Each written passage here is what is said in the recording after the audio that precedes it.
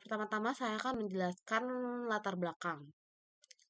Dalam menjaga kualitas buah dan sayur setelah panen menjadi masalah penting bagi industri pertanian saat ini. Di Indonesia, sekitar 35-40% buah dan sayuran mengalami kerusakan sebelum sampai ke konsumen. Berdasarkan artikel yang kami pelajari, kerusakan pasca panen ini disebabkan oleh beberapa faktor.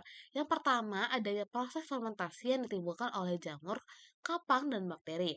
Kedua, reaksi enzimatik yang dapat mengubah warna dan rasa pada bahan pangan. Ketiga, kerusakan juga bisa muncul akibat reaksi kimia alami. Dan yang terakhir, serangan serangga maupun binatang turut mempercepat pembusukan. Selain itu, buah dan sayuran yang sudah dipanen tetap mengalami proses pematangan yang pada akhirnya membuat kualitas menurun. Oleh karena itu, diperlukan teknologi pasca panen yang efektif untuk memperlambat kerusakan dan menjaga kualitas. Nah, salah satu solusi yang ditawarkan dalam artikel ini yang menjanjikan adalah pemanfaatan radiasi ionizing. Selanjutnya, sini ada tujuan penelitian. Tujuan penelitian di sini adalah untuk mengetahui bagaimana metode radiasi ionizing dapat digunakan dalam mempertahankan kualitas buah dan sayuran setelah masa panen. Fokus penelitian ini adalah melihat peran radiasi dalam menghambat pertumbuhan mikroba berbahaya, memperlambat proses pematangan agar buah dan sayuran tidak cepat busuk, serta menjaga kandungan gizi dan antioksidan yang ada di dalamnya. Selain itu, penelitian ini juga menyoroti faktor-faktor yang mempengaruhi efektivitas radiasi seperti dosis, keberadaan oksigen, suhu, dan kadar air, sehingga teknologi ini bisa diterapkan secara optimal dalam mendukung ketahanan pangan. Oke, di sini saya akan ngejelasin pendahuluan. Jadi, dalam era globalisasi berkelanjutan pangan, ini adalah salah satu tantangan yang cukup berat. Apalagi dalam menjaga kualitas produk, yaitu seperti buah-buahan serta sayuran. Nah, di Indonesia ini memiliki angka sekitar 30-45%, yaitu adalah hasil pertanian yang rusak. Nah, ya, pertanian rusak itu disebabkan oleh namanya mikroorganisme, yaitu karena reaksi enzimatik dan faktor lingkungan. Nah, jadi cara untuk mengatasi masalah ini itu menggunakan teknologi iradiasi. Nah, terutama dalam sinar gamma. Nah, kenapa sinar gamma? Karena dia tuh bertugas untuk membunuh si mikroorganisme ini tanpa merusak kualitas serta nilai gizi dalam produk gitu. Nah, jadi si teknologi iradiasi ini sudah diuji dan sudah diakui lah secara global, jadi aman lah gitu ya untuk memperpanjang umur simpan, terus itu menjaga dan meningkatkan keamanan suatu pangan, kurang lebih kayak begitu. Oke, selanjutnya di sini saya akan menjelaskan teknologi radiasi. Jadi, definisi dari teknologi radiasi ini adalah metode penggunaan radiasi yang bertenaga tinggi, yaitu dengan mengionisasi atom atau molekul sehingga membunuh mikroorganisme dan sterilisasi serangga dan memperpanjang masa simpan pangan. Nah, jenis-jenisnya itu dibagi 3. Jadi yang pertama itu ada sinar gamma, yang kedua itu ada berkas elektron, yang ketiga itu ada sinar X. Nah, di sini saya akan jelasin yang pertama dulu nih, yang sinar gamma. Jadi si sinar gamma ini yaitu berasal dari isotop radioaktif kolbat 60 sama cesium 137. Nah, dia ini memiliki daya tembus yang sangat tinggi sehingga ideal untuk produk yang berkemasan akhir. Nah, yang kedua ini yaitu berkas elektron. Dia itu berasal dari akselerator mesin. Ya, ini dia mempunyai daya tembus yang cenderung rendah. Dia itu cocok untuk yang berkemasan tipis. Dan yang terakhir tuh ada sinar X ya, iya sinar X. Nah, jadi sinar X ini adalah uh, yaitu berasal dari akselerator yang mempunyai daya tembus yang sangat tinggi, sama seperti sinar gamma. Namun dia tuh intensitasnya bisa diatur gitu. Nah, selanjutnya di sini saya akan jelasin cara kerjanya. Jadi pertama tuh membunuh mikroba sama sterilisasi serangga radiasi. Nantinya radiasi ini akan merusak DNA sama RNA secara langsung dan atau melalui pembentukan radikal bebas yang nantinya kerusakan genetik ini menyebabkan si mikroorganisme sama sterilisasi serangga ini tidak akan berkembang biak atau bisa dibilang mati gitu kan. Nah, selanjutnya di sini ada memperlambat pembuahan. Jadi si radiasi ini nantinya akan mengganggu psikologis seperti produksi hormon etilen serta pembelahan sel, sehingga proses pematangan dan pembusukan buah menjadi cenderung lebih lambat. Kurang lebih begitu. Metode penelitian yang digunakan di sini adalah studi pustaka, yaitu analisa literatur seperti buku, jurnal, atau laporan penelitian mengenai penerapan radiasi ionizing ini terhadap bahan pangan. Fokusnya di sini adalah untuk mengetahui seberapa efektif penerapan radiasi ini dalam menjaga kualitas bahan pangan pasca panen.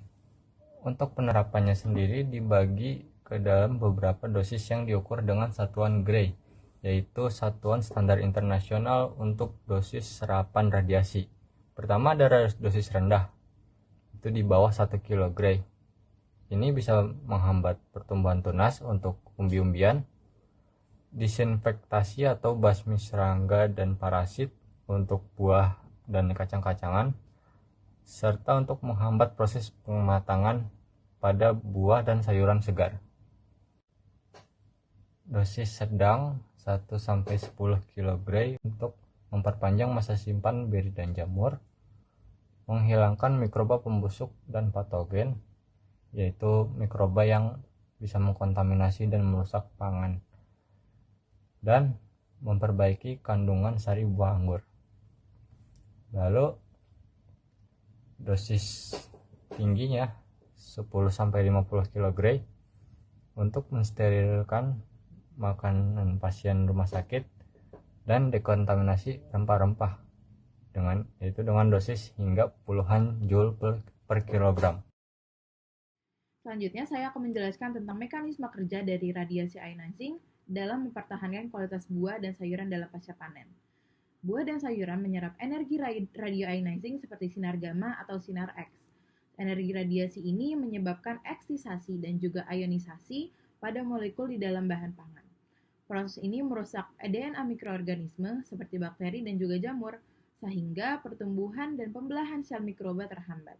Dengan berkurangnya mikroorganisme, proses pembusukan dan juga pematangan buah dan sayuran menjadi lebih lambat. Akibatnya, masa simpan produk menjadi lebih panjang dan kualitas seperti tekstur, warna, nutrisi tetap terjaga. Metode ini juga aman karena tidak meninggalkan residu berbahaya dan juga ramah lingkungan. Setelah itu didapatkannya hasil penelitian dari penelitian tersebut. Yang pertama saya akan jelaskan yaitu tentang kualitas buah dan sayuran pasca panen. Buah dan sayuran merupakan bahan pangan yang mudah untuk rusak akibat faktor fisiologi, mekanik, kimiawi, dan juga mikrobiologi. Mikroorganisme patogen seperti E. coli, Esaurus reus, Salmonella sp, dan lainnya dapat mencemari serta merusak kualitas pangan tanpa penanganan pasca panen yang tepat. Buah dan sayuran dapat mengalami kerusakan sehingga tidak layak konsumsi. Yang kedua yaitu iradiasi ionizing pada bahan pangan. Iradiasi merupakan metode efektif untuk memperpanjang masa simpan dan menjaga mutu pangan. Proses ini menggunakan radiasi pengion seperti sinar gamma atau sinar X dan bekas elektron untuk mengeliminasi mikroorganisme patogen. Sinar gamma menjadi salah satu metode yang umum digunakan secara internasional termasuk di Tiongkok. Di sini terdapat grafik yang menjelaskan tentang kualitas buah dan sayuran pasca panen. Lalu ada gambar tentang proses iradiasi ionizing pada bahan pangan. Strategi penghambatan kerusakan pangan, yang pertama perlakuan panas dan pengemasan, yang kedua penghambatan pertumbuhan bakteri dengan pendinginan atau pengasapan, yang ketiga pengurangan kadar air dengan pengeringan atau penambahan gula atau garam. Yang keempat, penghilangan bakteri melalui pasteurisasi dan sterilisasi. Selanjutnya ada dosis iradiasi berdasarkan jenis pangan.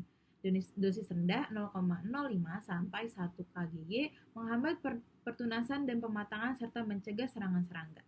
Yang kedua, dosis sedang 1 sampai 10 kgY memperpanjang masa simpan dan mengeliminasi mikroba pembusuk.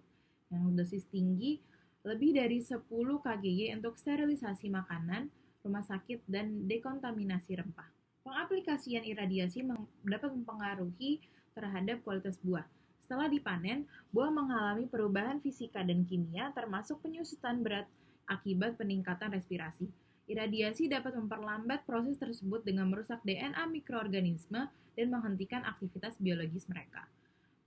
Yang selanjutnya adalah mekanisme iradiasi dalam bahan pangan.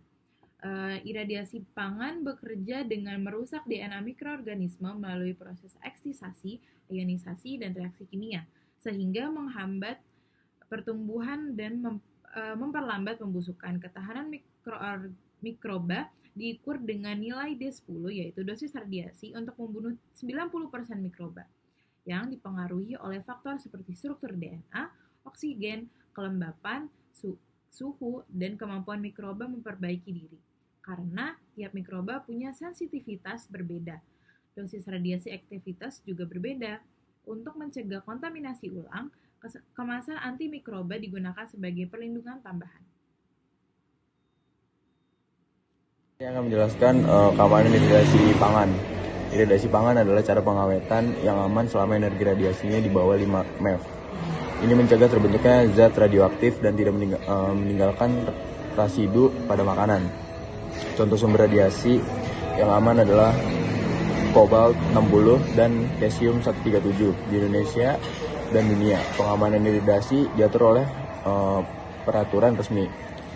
Makanan yang diiridasi harus diberi label khusus, yaitu logo Radura.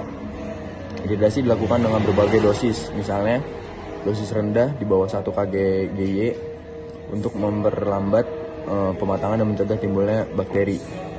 Dosis sedang 1 sampai 10 kgY untuk mengurangi bakteri dan patogen. Dosis tinggi 10 sampai 50 kgY untuk sterilisasi makanan. Produk yang biasa diiridasi antara lain umbi-umbian, buah, sayur, serealia, dan rempah. Dengan cara ini makanan yang bisa lebih tahan lama dan tetap aman dikonsumsi. Keunggulannya, radiasi ionizing seperti sinar gamma dan berkas elektron terbukti menjadi metode yang efektif untuk mempertahankan kualitas buah dan sayuran setelah panen.